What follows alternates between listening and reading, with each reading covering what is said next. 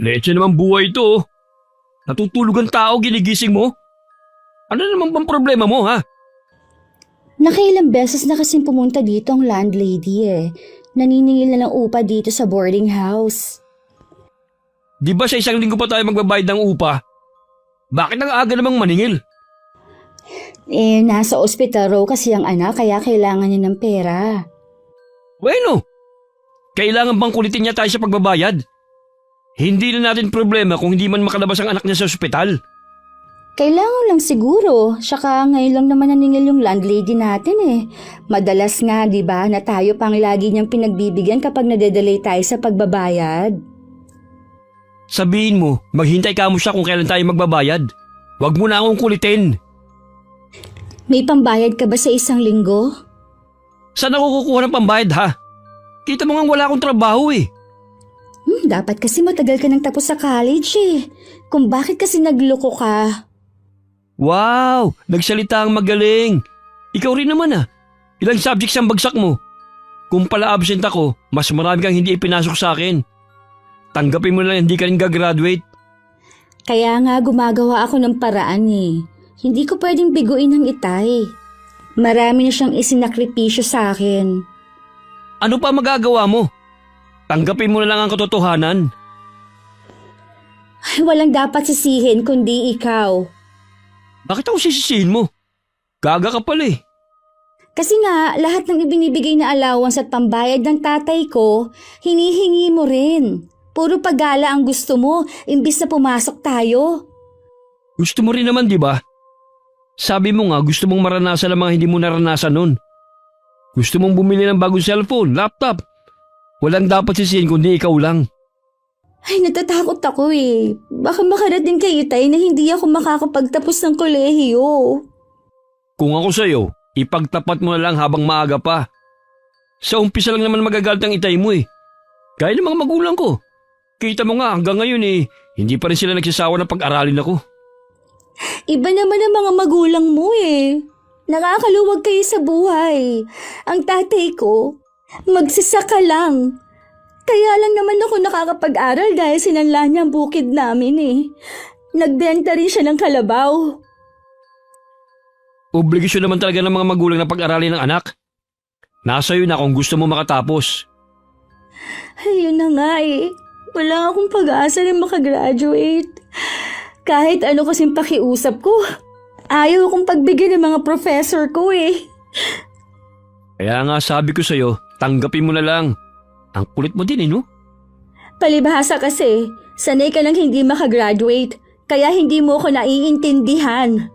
Ikaw, may pamilyang susuporta sa'yo samantalang ako naman, ang inaasahan sa amin. Ang aga-aga nagdrama ka na naman. Paulit-ulit na lang naman ang sinasabi mo Oh, saan ka pupunta? Lalabas muna ako. Kesa naman magkasama tayo rito na walang ginawa kundi dumaing. Napakabigat mong kasama sa buhay. Pupuntahan mo na naman ang mga kaibigan mo. Tapos uuwi kang lasing. Hoy, Leslie. Hindi pa tayo mag-asawa para pagbawalan mo ko sa mga ginagawa ko May 1 taon na tayong nagsasama kaya para na rin tayong mag-asawa. Hindi pa tayo kasal. Kaya huwag kang ilusyonada. Huwag mo sabihin na hindi ka seryoso sa relasyon natin. Wala akong sinasabi na ganyan. Ang akin lang, hindi pa tayo mag-asawa. Kaya huwag mo akong pagbawalan sa ginagawa ko. Hindi naman kita pinagbabawalan pero sana naman, kapag may ganitong problema tayo, huwag ka munang umalis. Lagi mo na lang kasi akong iniiwan sa ere Anong problema? Yung pambayad dito sa upa? Gawa mo ng paraan. Umuwi ka muna sa inyo at humingi ka sa tatay mo. Hindi tapos ang problema. Hindi ganun kadali yun, John Ross. Bumalik ka muna dito, nag-uusap pa tayo Pwisit talaga. Lumayas na naman. Dahil wala na rin akong budget sa pagkain para sa linggong yon, napilitan na rin akong umuwi muna sa amin. Pagbaba ko pa lang ng tricycle, abot tenga na ang ngiti ng itay na lumabas ng bahay. Agad ako nagmano at inakbayan pa niya ako habang papasok kami ng bahay. Mabuti naman dumalaw ka ngayon. Nung 1 linggo pa kita hinihintay na umuwi Pasensya na po, Tay. Ang dami ko po kasing kailangan tapusin kaya ngayon lang po ako nakauwi. Naiintindihan naman kita kasi malapit ka ng graduate eh. Oo nga po eh. Kumain ka na ba? Hindi pa nga po, Tay eh. Nagkape lang po ako kaninang umaga. Mabay, huwag mong pabayaan ang sarili mo, anak. Bali wala makatapos ka kung magkakasakit ka naman. Eh kasi po, Tay, naubos na po ang pera ko dahil sa dami ng mga binayaran ko sa school. Eh di sana tinawagan mo ang pinsan mo para sinabi niya sa akin. Hindi ko na po naisip yon dahil uuwi na rin po talaga ako ngayon. Maupo ka na dyan, ipaghahain na kita. Mabuti may natira pa ritong kanin kaninang umaga at ulam. Magsasaing na rin ako para sa pananghalian natin. Salamat po, Tay. Kanina pa po talaga ako nagugutom eh. Pakiusap naman anak, sa susunod eh, huwag ka namang magpapagutom. Ipinag-aalala mo ako niyan eh. Opo, Tay. Ngayon lang naman po nangyari na nawalan ako ng pambili ng pagkain eh. Sige na, kainin mo na yan at magsasaing na lamang ako ng panibago. Sige po, Tay. Si Lola Roda nga po pala. Lagi naman yung naglalagay sa bahay niya eh. Ilang beses ko lang ang kinukumbisi na lumipat na dito sa bahay natin. Kaya lang masyadong matigas ang ulo. Lagi naman po yata siyang pumupunta dito sa bahay natin eh. Oo naman. Kaya lang ka, kung matanda na siya dapat eh, dito na lamang siya para nakikita ko rin siya. Matigas po talaga ang ulo ni Lola kahit noon pa. Ayos lang ba sa'yo na gulay ang iulam natin ngayong tanghalian? Oo naman po. Siya nga po pala, Tay. Maagang naniningil yung landlady ko sa upa ng boarding house. Nasa ospital po kasi yung anak niya eh. Ah, ganun ba? Eh, baka kasi sa isang araw pa dumating yung hinihiram ko na pera eh. Makakapaghintay ka ba? Oo naman po. Isang linggo din po kasi akong walang pasok. Eh, mabuti naman at matagal-tagal din kita makakasama. Tsaka po pala, Tay. May babayaran po ako sa eskwelahan. Kapag po kasi hindi ko yun nabayaran, baka po hindi ako makagraduate. Aba, hindi ako makakapag na hindi ka makapagtapos. Huwag mong alalahanin ang mga bayarin mo. Ako ang bahala sa lahat. Eh, binibenta ko na nga yung alaga natin baka dyan. Pandagdag sa gastusin mo. Salamat po, Tay. Maasahan po talaga kayo. Wala yun, iha. Ang tanging kaligayahan ko ay ang makita kang makatapos ng pag-aaral. Alam mo naman na grade 6 lang ang natapos ko. Eh kaya gusto kong ikaw ang umabot ng mga pangarap ko na hindi ko nagawa noon. Huwag po kayong mag-alala, Tay. Isipin niyo na lang po na natupad na ang pangarap niyo. Alam mo ba anak, iniisip ng iba nating kamag-anak na masyado tayong ambisyoso.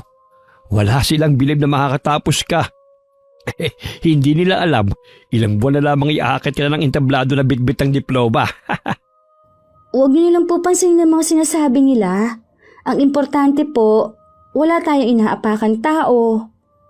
Tama ka dyan anak. Ah, teka lang ha. Maiwan na muna kita rito. Kukuha lamang ako ng buko dito sa likod nitong bahay. Alam ko isa yun sa namimiss mo eh. Nawala naman ang kaba ko na baka hindi kami makabayad ng upa sa boarding house. Mabuti na lang kahit grade school lang ang natapos ng Itay. Madiskarte naman siya. Nung hapon dumalaw si Lola Roda sa bahay. Gaya ng dati wala na naman siyang kangiti-ngiti. Lumapit naman ako para magmano. Kailan ka pa dumating? Kanina lang po. Ang Itay mo. Nandito ako sa kusina nagluluto ng merienda. Dito po muna kayo para makapagmerienda tayo. Sige, wala naman akong gagawin sa bahay ko eh. Kaalis lang naman ng bisita ko. Bakit po kasi hindi pa kayo lumipat dito sa bahay? Eh mag-isa lang naman po kayo sa bahay at ganon din naman ang Itay. Para po tuloy kayong magkaaway palagi. Ang Itay mo ang pinapalipat ko sa bahay ko. Pero siya tong ayaw. Eh, Lola naman, mas okay po dito kumpara sa bahay nyo na malayo sa mga kapitbahay. Yun nga ang gusto ko eh. Malayo sa mga tao. Mas tahimik. Walang mga mata na laging nakasubaybay sa bawat gagawin ko. Sige na po, Lola. Hindi na po ako makikipagtalo pa. Panalo na po kayo. Siya nga pala, malapit ka na magtapos, hindi ba? Opo, La. 3 buwan na lang po. Mabuti naman konting panahon na lang pala. Masusuklian mo na rin ang mga sakripisyo ng ama mo. Nawala sa kanya ang bukid, kalabaw, at pati itong bahay na sanla niya. Ngayon naman binibenta niya ang alaga niyang baka. Nakasanla po itong bahay? Oo, nakasanla ito sa bangko. Dahil sabi mo kailangan mo mag-boarding house at pambayad mo na rin sa tuition fee mo. Hindi ko po alam na pati po pala itong bahay isinanla ng itay. Kaya pagbutihin mo ang pag-aaral mo, ha? Para naman hindi masayang ang hirap ng iyong ama. Merienda muna tayo. Nagluto ako ng maruya. Ang dami kasing nahinog na saging na sabay.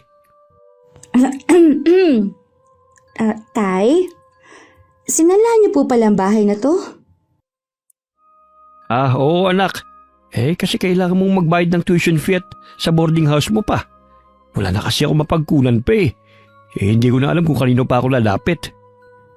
Hindi niyo po kasi nabanggit sa akin eh. Sabi ko nga sa anak mo, pagbutihin ang pag-aaral para hindi masayang ang sakripisyo mo. Aba, lahat na naipundar mo Naipagbili mo na para lang makapag-aral siya. Tungkulin ko po na pagpag-aralin ng anak ko. Ayoko siyang matulad sa atin na tama na makabasa at may sulat lamang ang pangalan.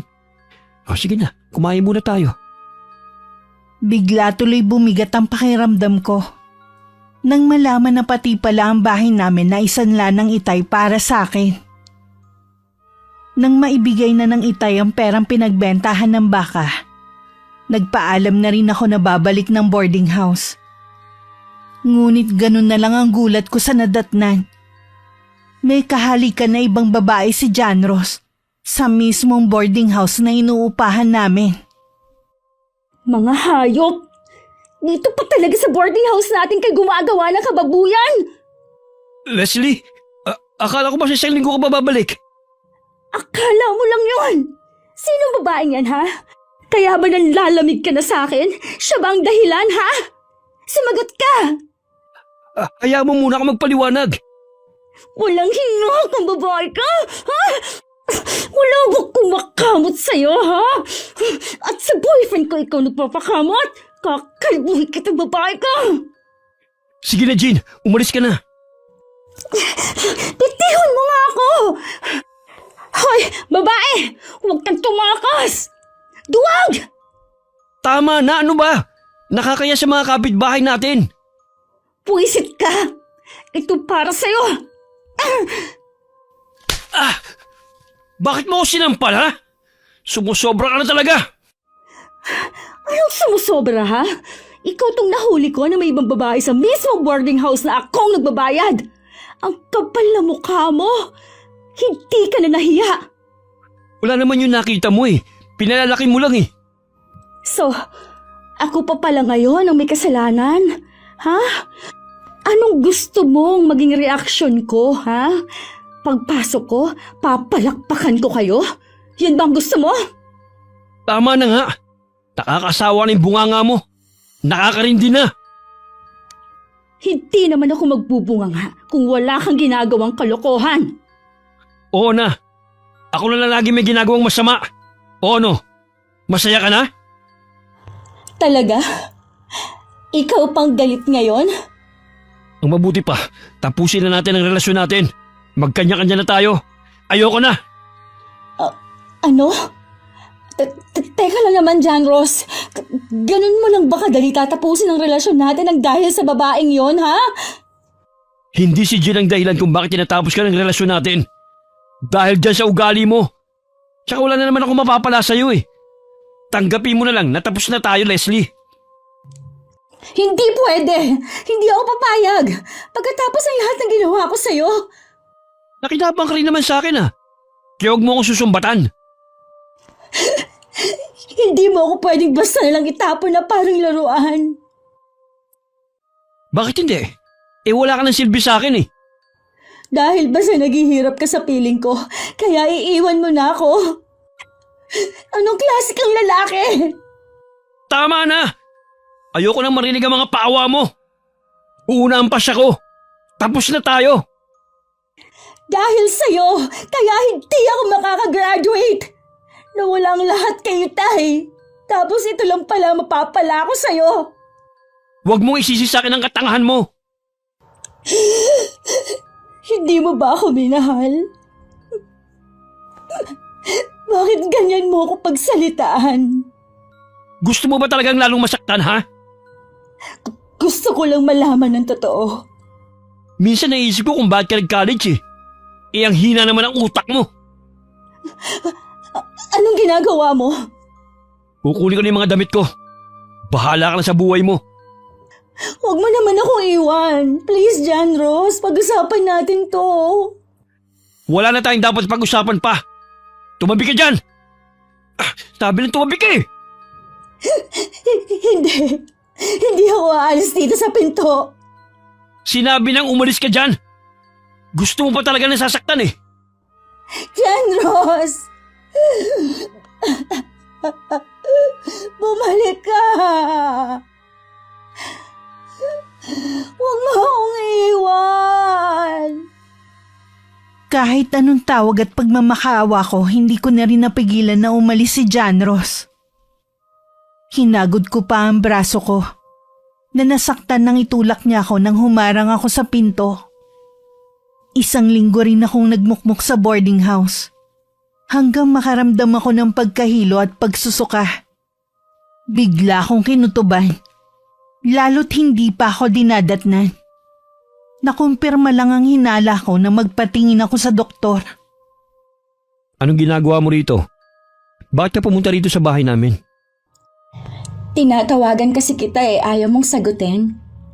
Hindi mo din binabasa ang mga chat ko sa'yo, kaya napilitan akong pumunta dito. Sinabi ko naman sa'yo, huwag na huwag kang pupunta rito. Ano ba kasing kailangan mo? May importante kasi akong sasabihin sa'yo. Bilisin mo lang sabihin. Baka mami makita ka pa ng mama ko nakausap ka. Buntis ako, John Ross. Kailangan mo akong panagutan. Ano? Buntis ka? Sigurado ka ba? Oo, nagpa-check up ako kanina eh. Ito ang papel oh. Tingnan mo ang resulta para maniwala ka. Hindi maaari ito. Kailangan gumawa ka ng paraan para mawala yan. Sisirain lang yan ang buhay ko. Pagkatapos mong malaman na buntis ako, yan pang sasabihin mo. Ibis na matuwa ka dahil sa wakas magiging ama ka na. Paano ako matutuwa? Baka tuloy na ako itakwil ang mga magulang ko pag nalaman na nabuntis kita. Para kang hindi lalaki. Diretsahin mo na lang ako kung ayaw mong panagutan ng ipinagbubuntis ko. Dugo pa naman yan eh. Pwede mo pa yung inuman ng gamot para matunaw. Nababaliw ka na ba talaga, ha? Anak natin ito. May buhay din siya. Kapag itinuloy mo yan, maging ang buhay mo ay masisira din. Gusto mo ba yun? Matagal lang sira ang buhay ko mula nang makilala kita. So itutuloy mo talaga yan? Oo, dahil ayoko na lalong magkasala kung ipalalaglag ko ang batang ito. Huwag mo akong itutulad sa'yo na walang puso. Hindi mo ko maasa sa suporta, Leslie. Lalong magagalit sa akin ang mga magulang ko kapag nalaman nila. Kahit naman noon, hindi ka na maaasahan. May bago ba? Kasalanan mo naman eh. Hindi ka nag-iingat. Talagang sinisisi mo pa ako, ha? Huling pagkakataon. Pananagutan mo ba ako o hindi? Dahil kapag hindi mo ako pinanagutan, kahit kailan, hindi kita ipakikilala sa anak ko. Patawarin mo ako, Leslie. Umalis ka na. Wala kang maaasahan sa akin. Kung tutuusin, kaya mo naman kaming panagutan eh, dahil may kaya kayo. Ayaw nga ng mga magulang ko sa'yo eh. Hindi nila tatanggapin na magkakagusto ko sa isang pobre. Ganon. Kung mag-eskandalo kaya ako dito at sabihin kong binuntis mo ko. Huwag mo akong subukan, Leslie. Hindi mo alam ang kaya kong gawin. Kilala na kita. Isa kang malaking tuwag. Palang araw, Pagsisisihan mong pagtalikod mo sa amin ng anak ko. Yan naman palang pagkakakilala mo sa akin eh. Ba't hindi ka pa umalis? Sige na, umalis ka na rito. Nilisan ko ang lugar na yun na basang-basa ng luha ang mukha ko. Pag-uwi sa boarding house, wala akong ginawa kundi ang magmukmuk at umiyak. Samantala, pinuntahan ni Lola Roda ang itay dahil meron siyang nabalitaan tungkol sa akin. Melo, may nakarating sa akin balita na may nobyo raw si Leslie at matagal na raw hindi pumapasok sa eskwelahan. Kanino nyo naman nalaman ang bagay na yan? Hindi na importante kung kanino o kung sino ang nagsabi sa akin noon. Dapat inaalam mo rin kung totoo ba. Nay, may tiwala ako sa anak ko. Hindi niya magagawang lukuhin ako. Sinungaling na tao yung nagchismis nun sa inyo. Marahil laingit lang dahil malapit na matapos ang kolehiyo si Leslie. Kaya ginagawa ng kwento. May tiwala naman ako sa anak mo. Kaya lang, mula nang pumasok siya sa kolehiyo, ni minsan hindi mo man lang siya dinalaw sa boarding house niya. Eh lagi naman kasi siyang wala eh. Tsaka, minsan naman umuwi siya rito sa bahay eh.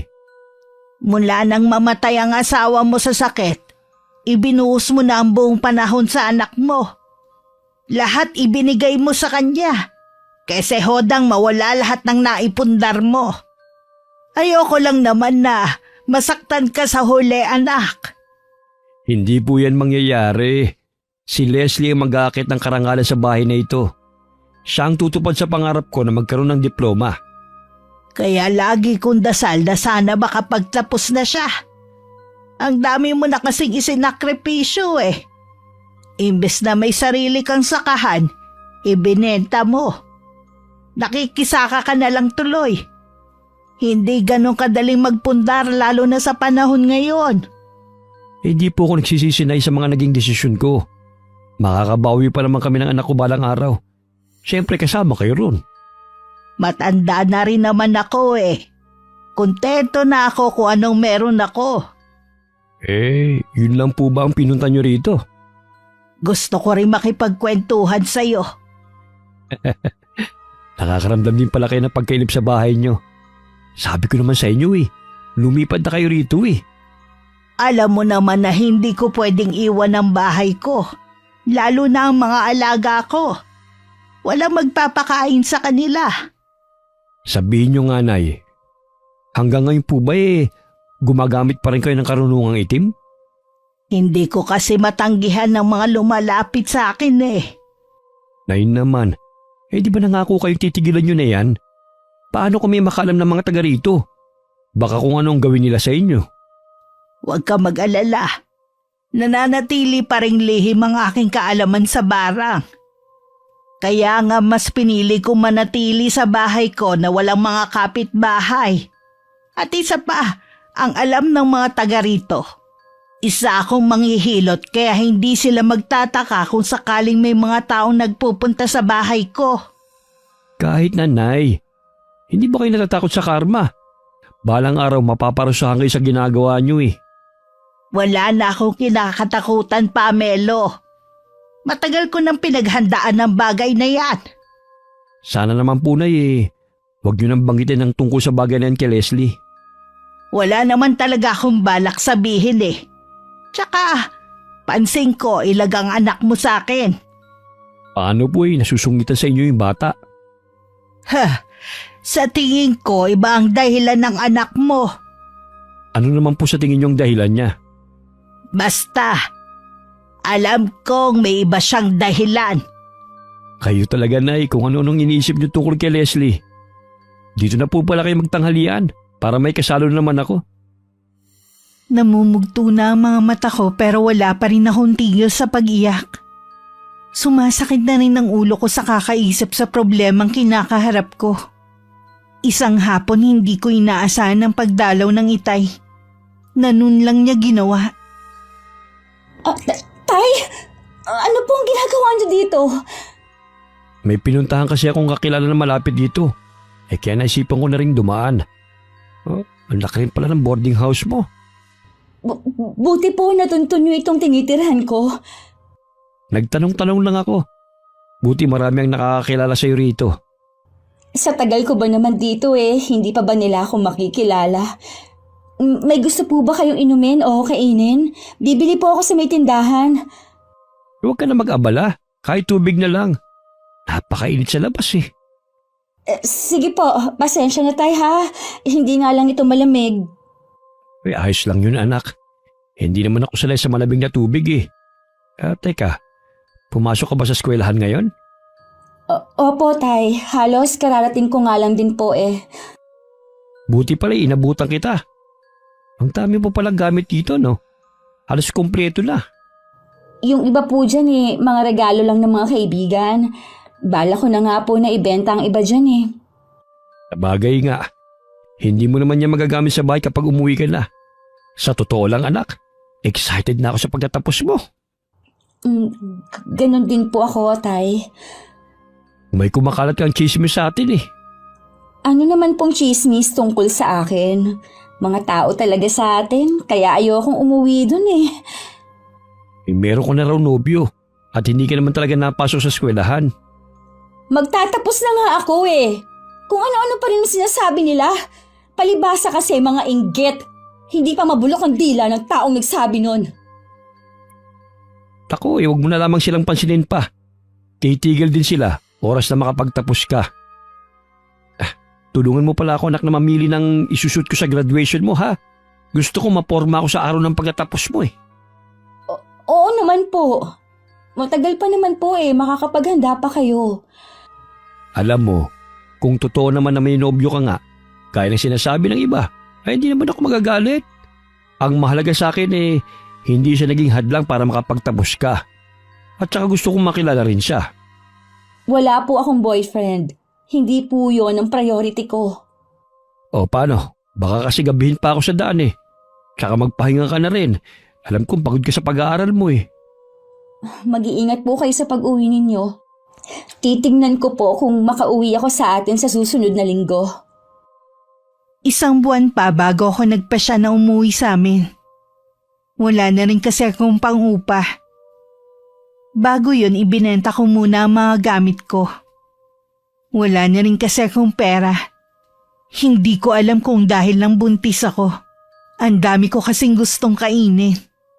Kahit gusto kong magtipid, hindi ko naman mapigilang bilhin ng mga gusto ko. Pag-uwi sa amin, masaya akong sinalubong ng itay. Kinuha pa niya ang iba kong gamit sa tricycle. Dinala mo na yata ang lahat ng gamit mo rito sa bahay. Ang totoo po niyan, hindi na po ako babalik sa boarding house. Hindi kaya mahirapan ka naman sa pagbiyahe mo papasok sa eskwelahan? Hindi naman po, tay. Ang totoo niyan, pwede na po akong hindi pumasok. Practice na lang naman po para sa graduation ang gagawin namin.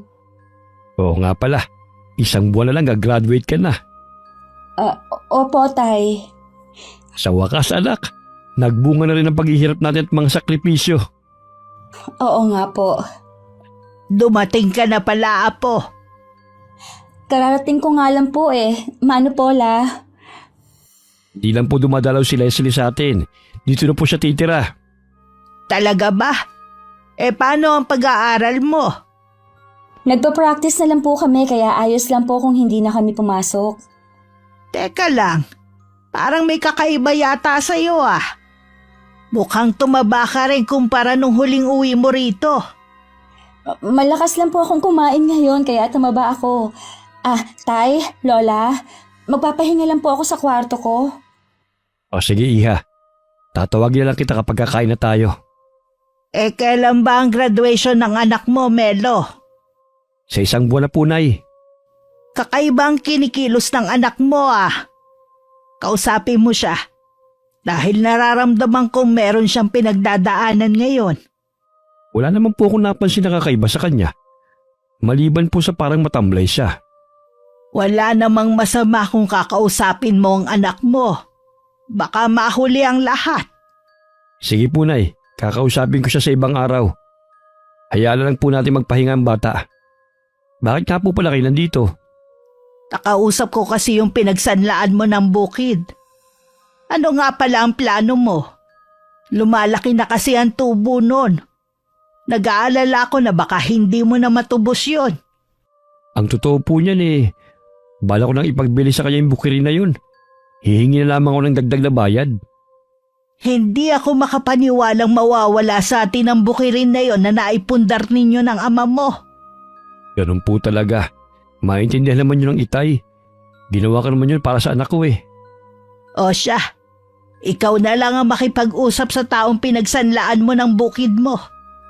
Uuwi na muna ako at meron kasi kong inaasahan na bisita. Dahil sa pagbubuntis ko, madalas tanghali na akong gumising. Lagi kasi kong inaantok. Mabuti nilang hindi nagtataka ang itay. Hindi rin niya ako nahuhuli na nagsusuka.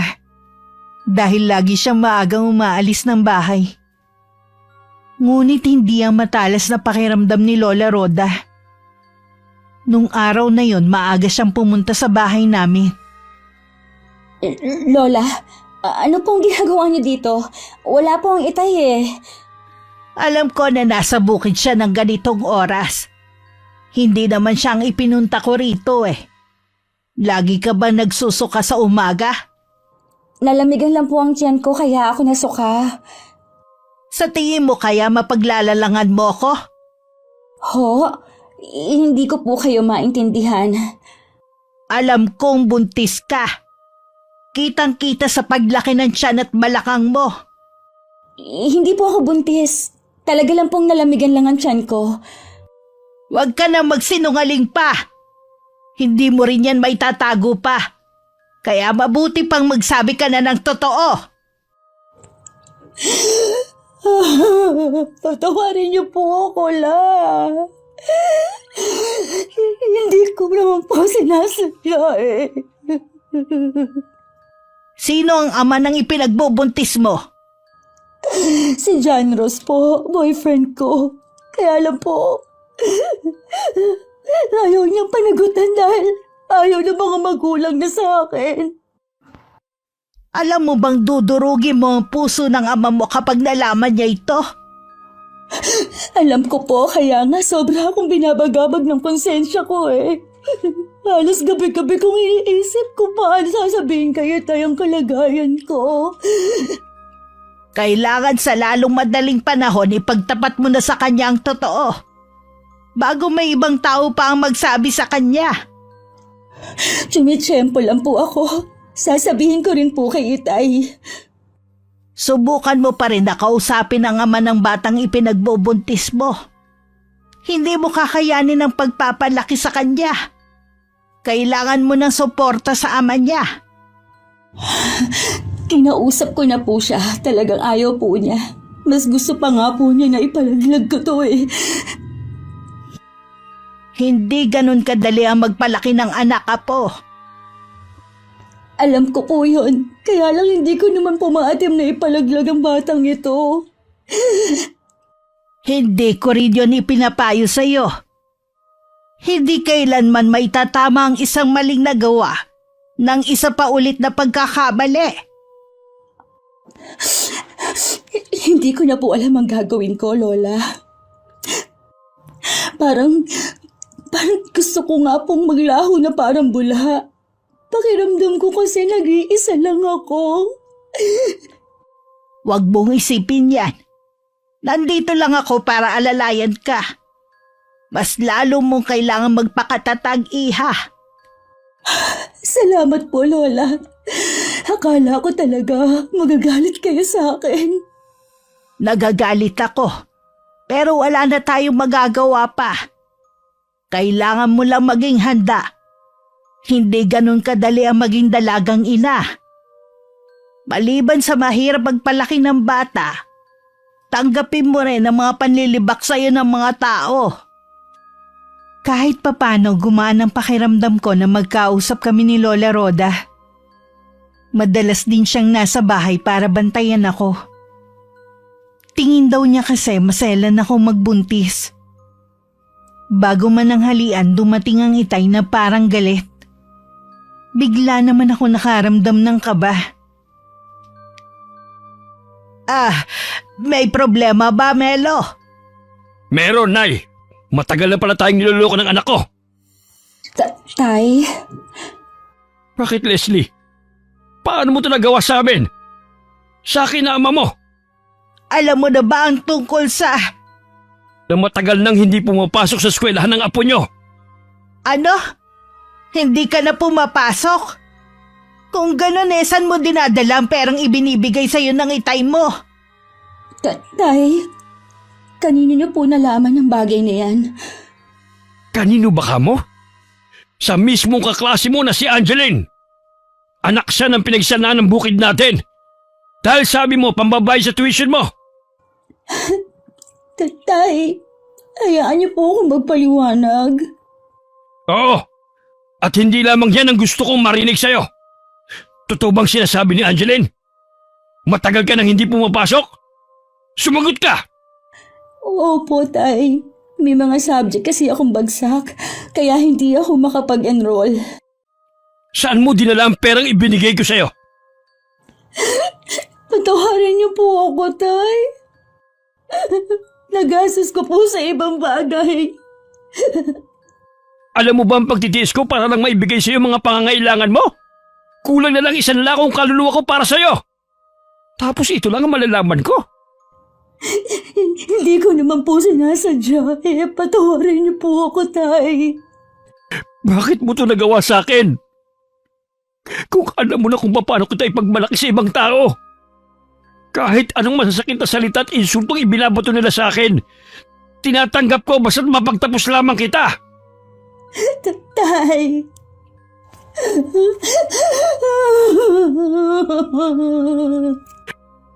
Melo, saan ka pupunta? Pagbalik ko, ayaw na kitang makita pa rito. Mula sa araw na ito, bahala ka na sa buhay mo. Hindi mo pwedeng gawin yan sa anak mo. Pagkatapos ng mga panluloko niya sa atin, mas gugustuhin ka pang mawala ng anak kaysa makasama ang manlulokong yan. Melo, higit na kailangan tayo ng anak mo dahil sa kalagayan niya. Buntis si Leslie. Ano, Nay? Buntis?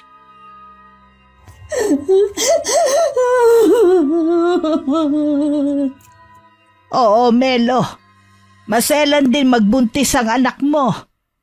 Sino ang ama ng pinagbubuntis mo? Bakit hindi mo siya pinapakilala sa amin ng lola mo?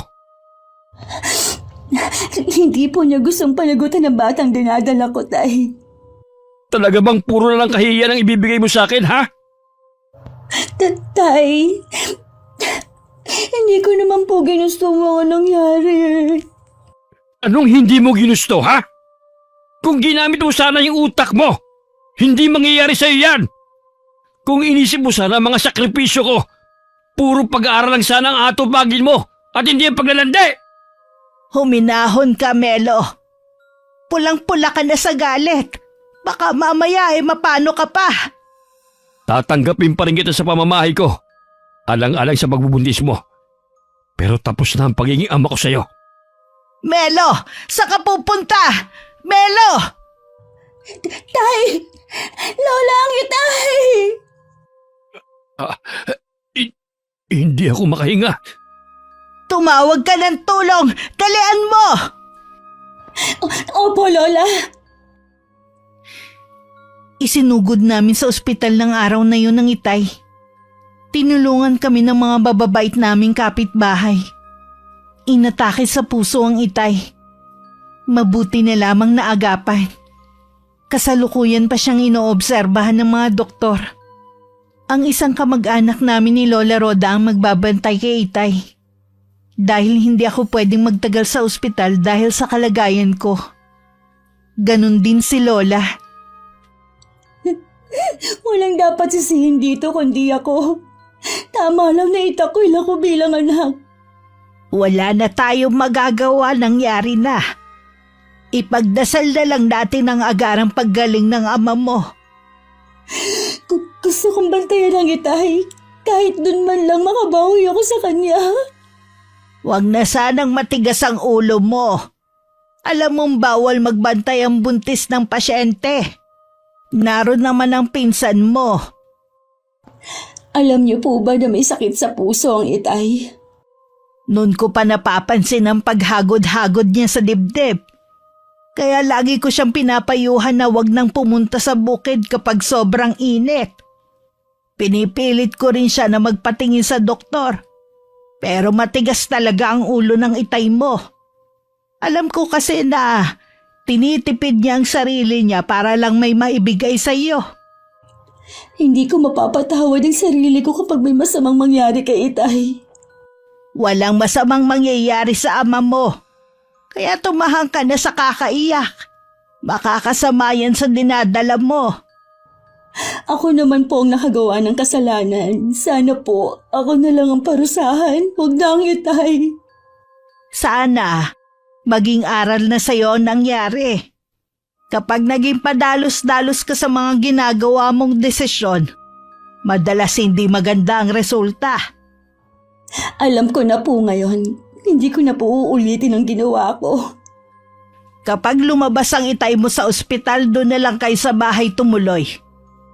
Bakit po? Paano itong bahay? Palagay ko isa rin sa iniinda ng tatay mo iilitin na itong bahay ninyo. Mas mabuti nang doon na lang kayo sa bahay dumiretso, kaysa makita pa niya kung paano kukunin ang bahay na ito. Baka lalo lang makasama sa kanya. Ano ba itong nagawa ko? Kaya hindi mo rin masisisi ang itay mo. Lahat nawala sa inyo. Tapos hindi naman ako nagtapos. Saan mo ba kasi dinala ang perang ibinibigay sa'yo ng ama mo? Mula nang makilala ko po si John Ross, doon po ako natutong magloko. Lahat po ng mamahaling na gamit binili ko. Madalas din po kaming lumabas at mamasyal. Sabik po ako sa mga ganong karanasan. Kaya madali niya akong naimpluwensyahan. Nung wala na siyang mapala sa akin, iniwan na niya ako sa ere. Nakakayaman pero kailangan mo ulit siyang kausapin. Ngayong walang-wala tayo at baon pa sa utang, hindi ko alam kung paano tayo makakaraos. Humingi ka kahit para sa bata lang. Gagawin ko po, Lola. Kakapalan ko na ang mukha ko. Sinunod ko nga si Lola Roda. Una ko munang pinuntahan si Janro sa bahay nila. Ang kapatid ang humarap sa akin at sinabing wala doon ang kapatid niya. Puntahan ko na lang daw sa tinatambayan nito. Pagdating naman sa lugar, hinarap naman ako ni Janros. Salamat naman at hinarap mo ako. Sabihin mo na yung gusto mong sabihin. Hinihintay na ako ng mga tropa ko Hindi na ba talaga magbabago ang isip mo tungkol sa dinadala ko? Yan lang ba pinunta mo rito? John Ross, nasa ospital ang Itay. Baon din kami sa utang. Ang inaalala ko lang naman yung magiging anak natin. Walang-wala din ako Nagmamakaawa naman ako sa'yo Tulungan mo naman ako. May pinagsamahan naman tayo, di ba? Ayaw mo kasi sa suhestyon ko Malit pa yan. Kaya pa yung matanggal. May buhay na ang sanggol na nasa sinapupunan ko. Hindi ito sang bagay lang na basta mo na lang ipatatanggal. Yun ang may tutulong ko sa'yo. Talaga bang wala kang puso? Ni katiting na awa ba? Wala kang malang nararamdaman sa magiging anak natin? Hindi pa nga ako handa na maging ama. Hindi pa ako sawa sa pagkabinata. Wala naman akong balak na itali ka sa akin Suporta sa bata lang ang kailangan ko sa'yo kahit hanggang makapanganak ako. Alam mo wala akong trabaho. Saan ako kukuha ng pang-suporta sa'yo? Kung hindi ka magbibigay, titiyakin ko na malalaman ng mga magulang mo ang tungkol sa magiging anak natin. Huwag mo akong subukan, Leslie. Hindi mo pa ako nakikita magalit. Sinasabi ko sa'yo, hindi mo magugustuhan. Sige, magtakutan tayo. Sa tingin mo uurungan kita, ha? Umalis ka na nga, bago pa magdilim ang paningin ko. Baka kung anong magawa ko sa'yo. Bumalik ka dito! Huwag mo akong talikuran! Kinakausap pa kita! Duwag! Kahit anong tawag ko kay Janros, hindi na siya lumingon. Pagdating sa bahay, agad ko ring sinabi kay Lola Roda ang naging pag-uusap namin ni John Ross. Hindi naman nagustuhan ni Lola ang mga sinabi ng lalaki sa akin. Isa siyang duwag! Lalo ko lang binigyan ng kahihiyan ng sarili ko sa paghahabol sa kanya. Mula ngayon, hindi ka na makikipagkita sa kanya kahit kailan. Mas matinding karma ang naghihintay sa kanya dahil sa pagtalikod sa inyo. Parang hindi naman po uso sa kanyang karma. Mas kinakarma pa nga po eh.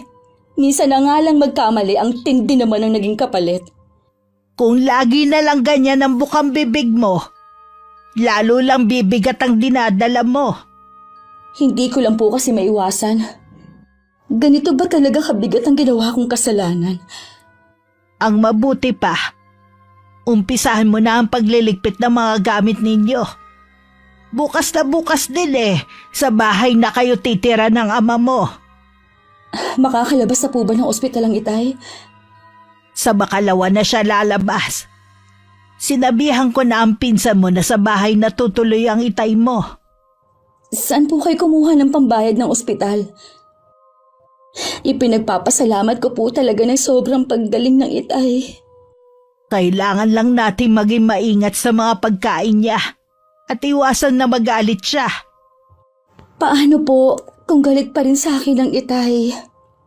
Mahal na mahal ka ng itay mo. Noong una lang siya nagalit. Alam ko na patawad ka na niya. Sana nga po. Pangako, babawi ako sa kanya balang araw. Ibabalik ko sa kanyang lahat ng sakripisyo niya sa akin. Gamitin mo ang karanasan mong yan para mas maging matapang sa pagharap sa panibagong yugto ng buhay mo. Ayokong nakikita ka na iniiyakan mo ang lalaking iyon. O anong nangyari sa'yo? Opo, Lola. Mag-aayos na po ako ng mga gamit namin. Yung mga magagaan lang ang ayusin mo, ha? Ipapautos ko na lang sa mga pinsan mong lalaki ang iba ninyong mabibigat na kasangkapan. Opo, halos magagaan lang naman po at kaunti ang mga gamit namin dito sa bahay. Hindi man lang siya makabili ng gamit dahil sa akin napupunta. Kahit naman noon, simple lang ang gamit na gusto ng ama mo. Kung ano lang ang ginagamit dito sa bahay. Lola, may nakakaalam na po ba ng kalagayan ko? Kailangan kong sabihin sa pinsan mo nagbabantay sa itay mo. Nagtataka kasi siya kung bakit hindi ka maaaring magbantay sa ospital. Sigurado, hindi magandang iniisip nila sa akin. Hindi ko po kasi sila trinato ng maayos noon. Tingin ko po sa kanila mababa dahil hindi man lang nakatapos ng high school. Ang pagiging suplada mo na maana mo sa nanay mo. Yan ang kailangan mong baguhin, apo. Hindi po kaya huli na ang lahat? Lahat may pagkakataon na magbago. Basta bukal sa kalooban mo. Mula po ngayon, babaguhin ko na po ang trato ko sa kanila. Nang makalabas ang itay sa ospital, hinatid na siya sa bahay ni Lola Roda. May ilan kaming kamag-anak na dumalaw. Gusto ko sana makipag-usap sa mga pinsan ko. Pero dama ko malamig nilang pakikitungo sa akin. Maging ang mga tsuhin at tiyahin ko. Halos hindi nila ako tingnan. Hindi ko naman sila masisi. Dahil ganun din na naging pakitungo ko sa kanila dati. Bakit ka nagmumukmuk dito? Nandyan na po ba sila? Nakaalis na silang lahat. Ang itay po. Nakatulog na siya. Bakit hindi ka nakisalamuha sa mga pinsan mo kanina? Akala ko ba Sinubukan ko naman po kanina na makipag-usap pero para akong nakikipag-usap sa hangin Ni hindi nga nila ako tinitignan. Hindi lang kasi sila sanay na pinapansin mo. Hindi po, Lola. Hindi po ako manhid. Malamig po talaga ang pakitungo nila sa akin. Ramdam ko na ako ang sinisisi nila sa nangyari kay Itay. Hindi talaga yun maiiwasan. Kahit ako nararamdaman ko rin na gusto kitang sisihin. Piruin mo, Sinabihan na nila ang itay mo noon na hindi ka na pumapasok. Pero mas pinili pa rin ng itay mo na maniwala sa iyo. Hindi naman po ako nagtatampo sa kanila. Alam ko naman po na kasalanan ko rin. Makakasundo mo rin ang mga pinsan mo. Bigyan mo lang sila ng panahon. Opo, Lola. Pupuntahan ko lang po ang itay. Sasamahan na kita. Nakakausap naman siya kaya lang hinihingal nga lang. At medyo hirap pa ang pagsasalita. Gising po ang itay. Sige na, lapitan mo na siya. Alam ko kanina ka pa niya gusto makita at makausap. Tay? Kumusta na po ang pakiramdam niyo? Ayos lang, anak. Patawarin niyo po ako, Tay. Kung alam niyo lang ang takot ko na baka mawala na rin kayo sa akin katulad ng inay. Pinatawad na kita, anak. Ingatan mo ang sarili mo, ha? Para sa apo ko. Opo. Sige na po, Tay. Magpahinga pa kayo. Babantayan ko po kayo. Magpapahinga na rin talaga ako. Hinintay lang talaga kitang puntahan mo ako rito. Nag-aalangan po kasi ako eh. Baka po kasi galit pa rin kayo. Alam mong nag-iisa lang kitang anak. Ikaw na lamang ang tanging alaala ng nanay mo sa akin. Hindi ko magagawang magalit sa'yo ng matagal. Sige na, Melo, bukas na lang kayo magkwentuhan ng anak mo, ha? Magpahinga ka na para mabawi mo agad ang lakas na nawala sa'yo. Unay, inaantok na nga po ako eh. Siguro dahil sa mga gamot na ininom ko. Ilang beses pang dumalaw kay Itay ang mga kamag-anak namin. Malamig pa rin ang pakikitungo nila sa akin. Hindi ko nalang ipinilit pa ang sarili ko. Isang buwan ding nakaratay lang sa higaan ng Itay bago bumalik sa dati ang lakas niya. Kaya lang bawal na siya magtrabaho sa bukid. Halata na rin ang tiyan ko ng mga panahon na yun. At sa health center lang ako nagpapa-check up. Tampulan na rin ako ng chismis. Pero hindi ko nalang pinapansin ang mga sinasabi nila. Leslie! Leslie! Nasa kwarto po nagtutupi ng mga damit na mga nilabhan. Saan ba kayo galing, Nay? Doon sa health center. Oh, La, tawag niyo po ako? Ito. Kinuhanan kita ng gamot sa center. Akala ko po, sabi ni Ate Alma wala na raw pong gamot para sa buntis.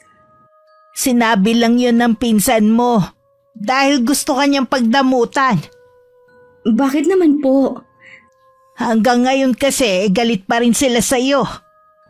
Kaya po pala ganun ang trato niya sa akin sa center kumpara sa ibang buntis na nagpapatingin din. Bakit ba sila galit na galit sa anak ko? Ano bang ginawa ni Leslie sa kanila? Sa pagkakatanda ko hindi naman sila pinapansin. Hayaan niyo na lang, Tay. May karapatan naman silang magalit sa akin pagkatapos ng mga nangyari. Kung ako nga napatawad na kita dapat kinakalimutan na rin nila ang mga nangyari. Tay, wag na po kayo mainis. Alalahanin niyo, bawal na sa inyong magalit. Tama ang anak mo. Yung gamot mo pala, ininom mo na ba? Tapos na po, Nay. Doon na po muna kayo sa kwarto niyo, Tay. Napagpagat na palitan ko na rin po ang higaan niyo. Magpahinga na po muna kayo. Sige. Mayun ko muna kayo dyan, ha? Salamat naman at bumalik na sa dating sigla ang ama mo. Medyo payat nga lang po siya dahil kailangan bantayan ng pagkain niya. Ganun talaga kung gusto pa niya mabuhay na matagal. Kailangan niya sundin ang sinabi sa kanya ng doktor. Inabuso rin kasi niya ang sarili niya kaya binabawian na siya ngayon. Hindi rin po pala maganda ang sobrang sipag? Oo naman. Ito nga pala ang gamot mo. May kailangan lang din akong gawin. Kinuha ko na rin ang gamot na hiningi ni Lola sa health center. Kinagabihan hindi ako makatulog. Biling baliktad ako sa higaan. Laman ng isip ko si John Ross. Paulit-ulit ko kasing naririnig sa isip ko ang pagtawag niya. Dahil sa puyat ako, tinanghali ako ng gising. Lola, may ginagawa po ba kayo? Wala naman, iha. Pumasok ka rito sa kwarto. Anong amoy po yun? Kandila ba? Buong magdamag kasi na nakasindi ang mga kandila sa altar. Ganun po ba? Ano po yung hawak nyo? Litrato po ba yan? Bakit po nasunog? Oo. Litrato nga ito. Nahagip kasi ng kandila kaya nasunog. Buti po hindi tayo nagkasunog dito sa bahay. Hindi yan dahil nagising naman ako agad.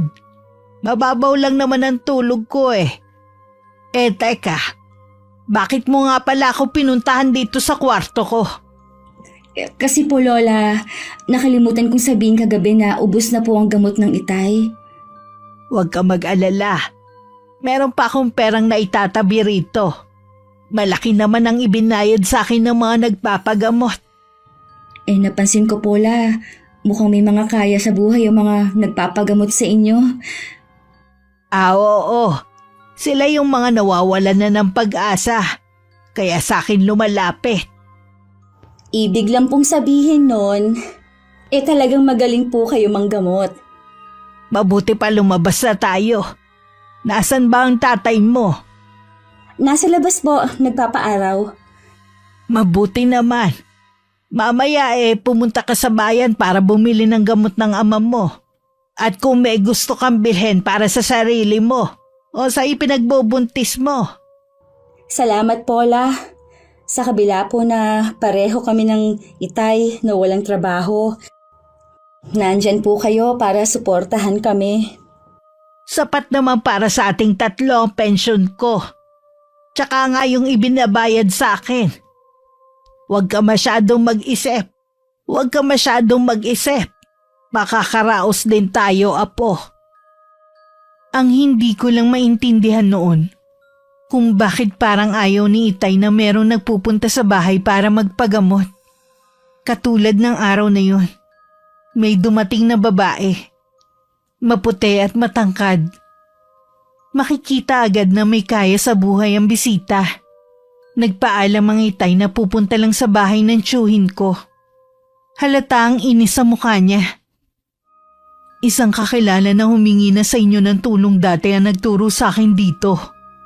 Baka daw po matulungan ninyo ko. Nararamdaman ko na iba ang sadya mo sa akin. Handa po ako magbayad, kahit magkano. Basta matulungan niyo lang po ako sa problema ko sa anak ko. Ano bang problema ng anak mo? Hindi po kasi siya mapagaling na mga doktor na tumingin sa kanya eh. Lalo pa nga pong lumalala ang kalagayan niya hanggang sa merong magsabi sa akin na baka binabarang ang anak ko. Pinayuhan pa kami na tigilan na namin ang pagpapadala sa anak namin sa doktor. Lalo lang daw kasing pinapalala nito ang kalagayan niya. Kaya lang ang asawa ko kasi hindi naniniwala sa barang eh. Paano mo naman natitiyak na binabarang nga ang anak mo? Namaga po ang mukha niya hanggang sa magkaroon yun ng nana. May lumalabas pong mga uod doon. Hindi lang yun, may alupihan na lumalabas sa tenga ng anak ko. Ilang beses na namin napatay ang alupihan na yun. Pero paulit-ulit pa rin na lumalabas doon. Para bang pinamamahayan na ng insekto ang loob ng katawan niya. Walang duda na may bumabarang nga sa anak mo. Matindi ang galit ng gumawa nito sa kanya. Tila gusto mo na siyang pahirapan bago malagutan ng hininga. Sana sinama mo siya rito. Hindi na po niya kaya eh. Nabubulok na po kasi ang mga binti niya. Nagmistulang parang kahoy na matagal nang nababad sa tubig. Kung ganon wala nang manggagamot ang makakapagligtas sa anak mo. Kahit ang pinakamagaling na albularyo pa. Mula nang magkasakit si Jan, araw-araw pong dinudurog ang puso ko bilang ina. Ang maipapayo ko lang sa iyo, Humingi na lamang ng kapatawaran ng anak mo sa nagawa niya ng masama. Hindi lang daw niya alam kung kanino siya hihingi ng kapatawaran eh. Marami siguro siyang nagawa ng masama. Ano bang klaseng pagpapalaki ang ginawa niyo sa anak ninyo? Aminado po ako na hindi ako naging mabuting ina sa anak ko. Hindi ko siya tinuruan ng pakikipagkapwa-tao. Bago po siya magkasakit, meron siyang ipinagtapat sa akin.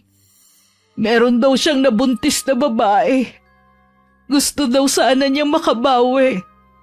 Napag-isip-isip daw niya na mahal niya ang babaeng yun. Natakot lang daw siya sa amin ng kanyang ama na baka itakwil namin siya kapag nalaman namin na pumatol siya sa mahirap. May litrato ka ba ng anak mo? Baka sa pamamagitan nito malaman ko kung sino ang bumabarang sa kanya. Meron po akong dala. Ito po siya. Napakabata pa niya para mamatay. Hindi man lang siya mabigyan ng isa pang pagkakataon para maitama ang mga mali niyang nagawa. Oo nga. Masyado pa siyang bata. Pero pasensya na. Wala na akong magagawa pa. Masyadong mabagsik ang sumpang iginawad sa kanya. Tanging kamatayan na lamang ang paraan para matapos na ang kanyang paghihirap. Anak ko, hindi maaari. Ayoko mamatay siya. Tanggapin mo na lamang na hanggang doon na lang siya. Hindi naman siya mamamatay kung hindi siya binarang ng kung sino. Ang mabuti pa, umuwi ka na. Nararamdaman ko na anumang oras magpapaalam na ang anak mo. Ang anak ko, baka nga hindi ko na siya abutan ng buhay. Mabilis na umalis ang babae. Sa pagmamadali, hindi na niya ako napansin pa.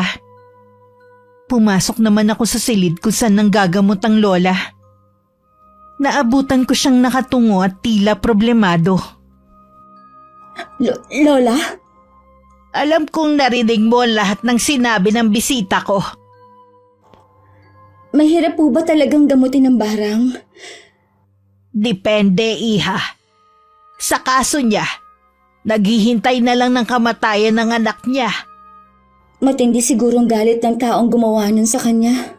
Imbis na kasi magpatawad na lang, mas pinili pa niyang ipabarang yung tao na yon. Sadya talagang malupit ang tadhana. Minsan kasalanan din ng mga magulang kung bakit lumalaking palalo ang kanilang mga anak. Kulang na nga sa gabay, sunod pa sa layaw, kaya hindi alam ang salitang responsibilidad. Naawa ako din sa babae. Ramdam ko yung kagustuhan niyang iligtas ang anak pero sabi niyo nga, huli na para magamot pa ang anak niya. Kaya ikaw, iha, busugin mo sa pangaral at pagmamahal ang anak na isisilang mo para hindi siya maligaw ng landas katulad ng anak ng babaeng yon. Opo, Lola. Aalis po muna ako. May bibilhin lang po ako sa bayan. Sige, iha. Huwag ka lang magpapaabot ng hapon. Masama kasi sa buntis sa malamigan. Wala na yata yung bisita nyo, Nay. Sandali lang naman siya. Pinauwi ko na rin. Hindi po kasi kayang gamutin ni Lola yung anak ng babae. Binarang daw po kasi. Parang? Binarang ang anak niya? Opo, Tay. Naku, napakwento na ako. Alis po muna ako. Babalik din po ako agad. Mag-iingat ka, anak. Wala na si Leslie. Pwede niyo po bang sabihin sa akin kung sino ang bisita niyo kanina? Hay, ang babaeng bisita ko ay ang ina ni John Ross.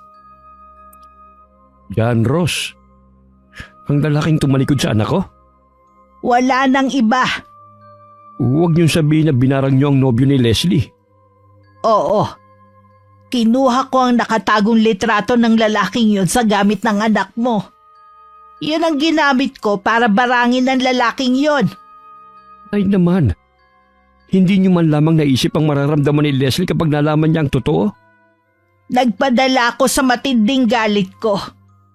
Ang lalaking yun ang punot dulo ng lahat ng nangyari sa atin. Mas gusto ko pa rin na ipasa Diyos na lang ang nangyari. Hindi niyo dapat inilagay sa kamay niyo ang paghihiganti. Alam ko. Nagsisisi na ako sa nagawa ko. Magsisiman kayo, huli na. Habang buhay ko itong dadalhin sa dibdib ko. Lalo't nagsisisi rin pala ang binata na yon. At gustong bumawi sa kanyang mag-ina. Sinabi yun mismo ng babae. Anong ginawa niyo, Nay? Inalisan niyo ng ama ang apo ko. Inalisan niyo siya ng karapatan na magkaroon ng buong pamilya. Patawarin ako ng Panginoon. Patawarin niyo ako ni Leslie. Matagal ko na po kayong pinagsasabi na itigil niyo na ang ginagawa niyo. Pero ayaw niyo makinig.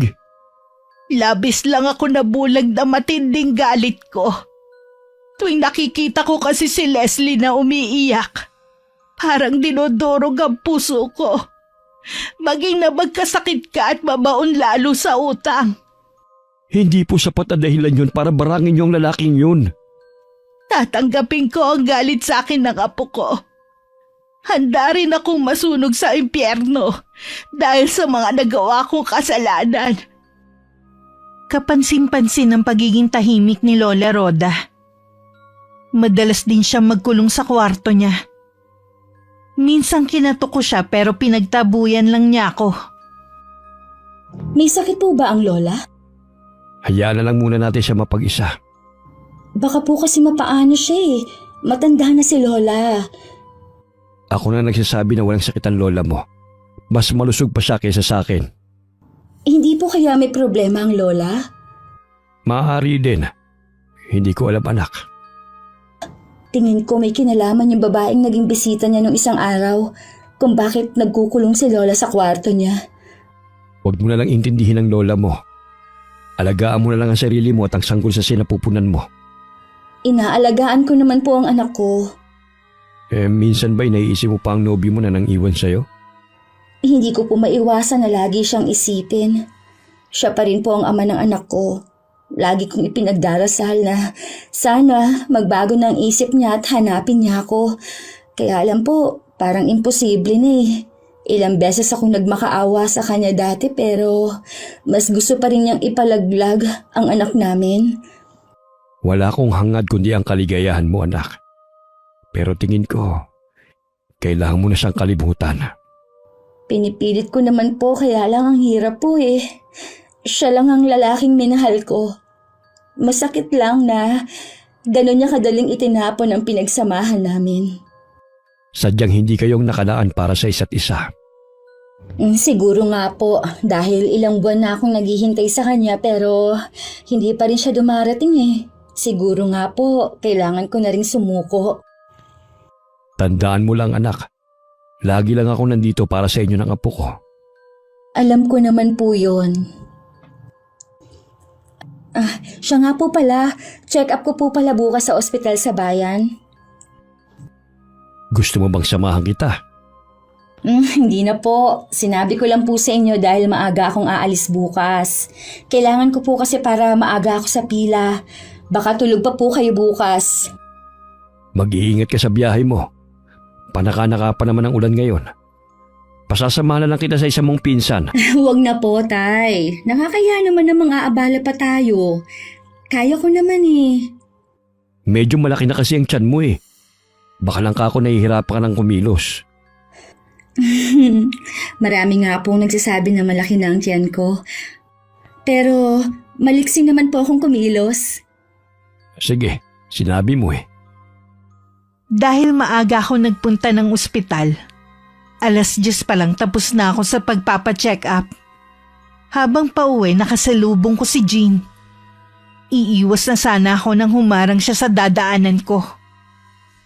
Ang labis na nagpagulat sa akin nang sabihin niyang patay na daw si John Ross. Dahil sa hindi malamang sakit. Kahit hindi ko alam kung ano magiging reaksyon ng pamilya niya, pumunta pa rin ako sa bahay nila. May kailangan ka ba, miss? Parang pamilyar po kayo sa akin. Sa akin ka ba may kailangan? Hindi kasi kita kilala. Natitiyak ko ngayon lang kita nakita. Pasensya na po, nandito ako kasi nabalitaan ko pong nangyari kay John Ross. Teka, ikaw ba si Leslie? Ang nobya ng anak ko. Ako nga po. Totoo po ba na wala na si John Ross? Oo, Iha. Bakit kayo ka lang pumunta rito? Matagal na kitang hinihintay para sabihin ng huling habilin ng anak ko. Hindi ko po alam. Akala ko po wala na talaga akong halaga sa kanya. Kaya hindi ko na ulit siya pinuntahan. Pinagsisihan na niya ang ginawa niyang pagtalikod sa inyo. Balak niya kayong hanapin. Kaya lang nakaratay na siya sa higaan hanggang mamatay na siya. Hindi ko man lang siya nakausap sa huling sandali. Hindi ko man lang nasabi kung gaano ko siya kamahal. Hanggang sa huling sandali, pangalan mong binabanggit niya. Mahal na mahal ka rin ng anak ko. Kayo na magiging anak niyo. Sayang, hindi na siya makikilala ng anak ko. Iha, ang hiling ko lang sana, huwag mo ipagkait sa amin ng asawa ko ang apo namin. Hayaan mo maging bahagi kami ng buhay niyo. Tangi siya na lang kasi ang buhay na alaala ng anak namin. Hindi ko po ipagkakait sa inyo ang anak ko. Maraming salamat, Iha. Sandali lang ha, may kukunin lang ako. Isa yun sa ibinilin sa akin ni John Ross. Sige po. Bakit ang daya mo? Hindi mo man lang ako hinintay. Sana buo ang pamilya natin. Iha, alam kong masakit sa iyo ang nangyari. Sa amin din. Habang buhay kami magluluksa sa pagkawala ni John Ross. Ito nga pala ang gusto niyang ibigay sa iyo. Ano po ito?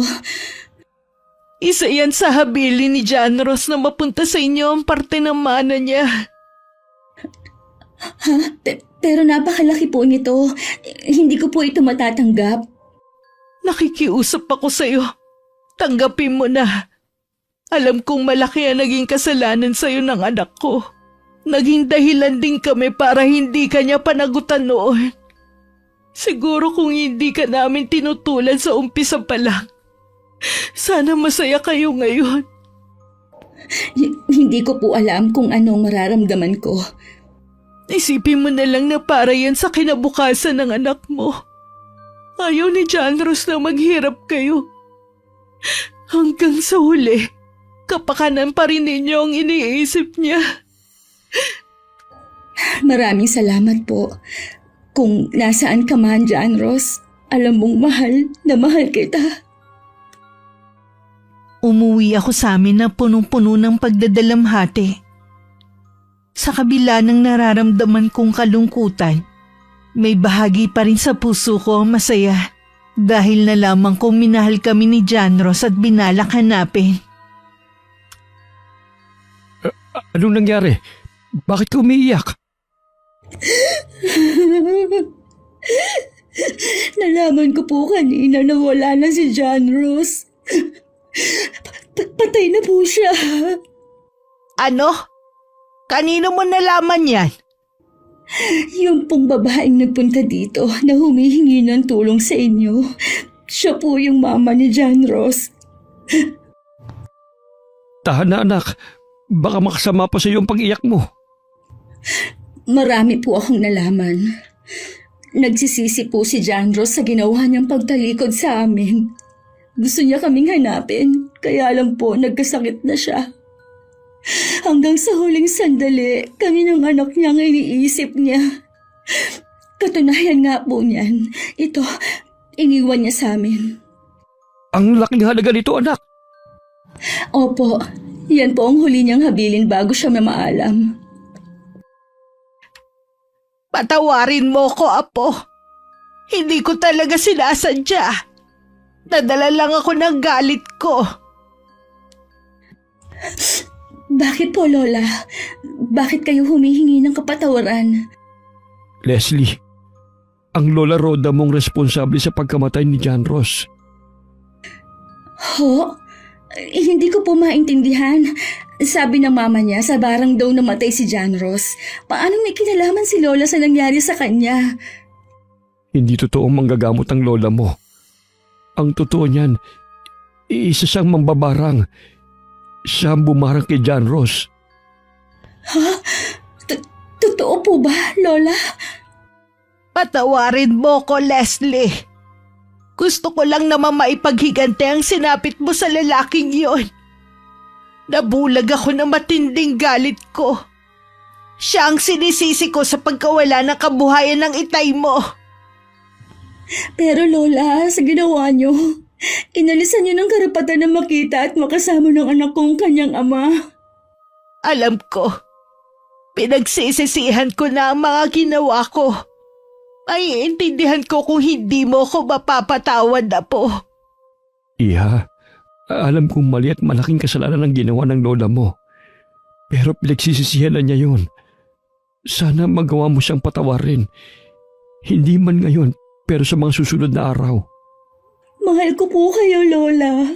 Kahit masakit yung ginawa niyo, hindi ko po magawang magalit sa inyo. Kasi alam ko, ginawa niyo yun para sa akin eh.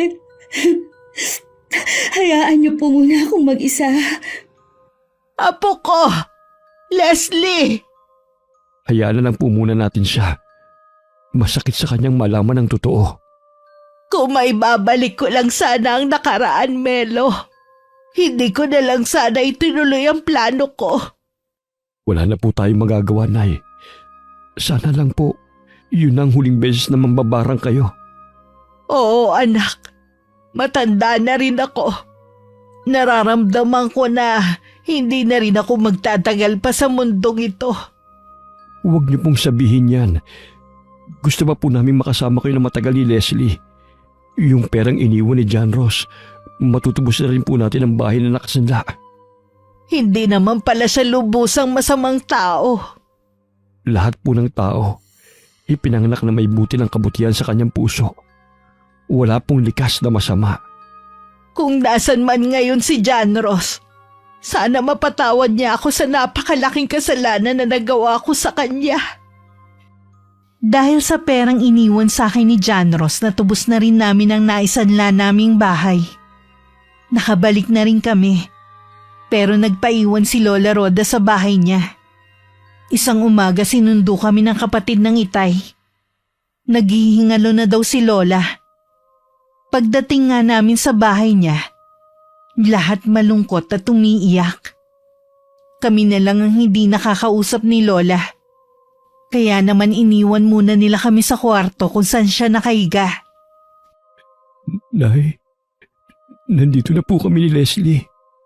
Melo, Leslie, apo ko.